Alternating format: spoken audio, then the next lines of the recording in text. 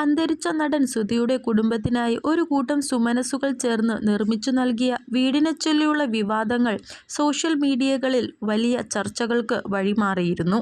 ഈ സാഹചര്യത്തിൽ സുധിയുടെ മകൻ കിച്ചു സുധി നടത്തിയ പ്രതികരണം ശ്രദ്ധേയമാവുകയാണ്. വീട് വെച്ചു തന്നവരെ ഒരിക്കലും തള്ളിപ്പറയില്ല എന്നാണ് കിച്ചു സുധി വ്യക്തമാക്കിയത്. തനിക്ക് താങ്ങായി നിന്നവരെയും ആ വീട് നിർമ്മിക്കാൻ പിന്നിൽ പ്രവർത്തിച്ചവരെയും ചേർത്തുപിടിക്കുന്ന കിച്ചുവിന്റെ നിലപാടിനെ സോഷ്യൽ മീഡിയ ഒന്നടങ്കം അഭിനന്ദിക്കുകയാണ്.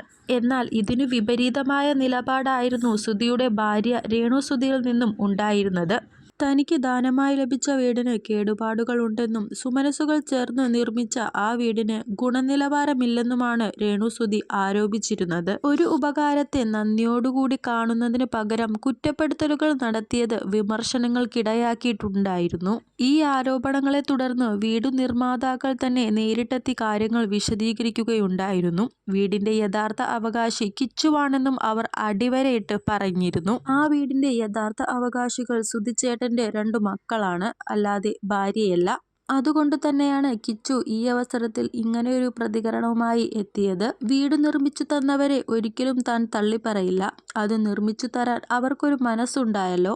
വീടിന് എത്ര വലിയ കേടുപാടുകൾ സംഭവിച്ചാലും അതെല്ലാം അറ്റകുറ്റപ്പണികൾ നടത്തി താൻ അതിൽ തന്നെ ജീവിക്കുമെന്നാണ് കിച്ചു വ്യക്തമാക്കുന്നത്. കഷ്ടപ്പാടിന്റെ കാലത്ത് താങ്ങായി നിന്നവരെ ചേർത്തു പിടിക്കുന്നതാണ് യഥാർത്ഥ മനുഷ്യത്വം. വീടിന്റെ ഭിത്തിയിലെ വിള്ളലുകളേക്കാൾ വലുത് അത് പണിതുയർത്താൻ സഹായിച്ചവരുടെ മനസ്സിലെ സ്നേഹമാണ്. രേണു സുധിയുടെ ഭാഗത്തു നിന്നുണ്ടായ പരാമർശങ്ങൾ ഈ സുമനസ്സുകളെ വേദനിപ്പിക്കുന്നതാണ് എന്നതിൽ സംശയമില്ല. എന്നാൽ കിച്ചു സുധി തന്റെ നിലപാടിലൂടെ ആ വേദനയ്ക്ക് ഒരു ശമനം നൽകിയിരിക്കുകയാണിപ്പോൾ. ഒരു സഹായത്തെ നന്ദിയോടെ കാണണോ അതോ അതിലെ കുറവുകൾ നോക്കി കുറ്റപ്പെടുത്തണോ? നിങ്ങളുടെ അഭിപ്രായം താഴെ കമന്റ് ചെയ്യൂ.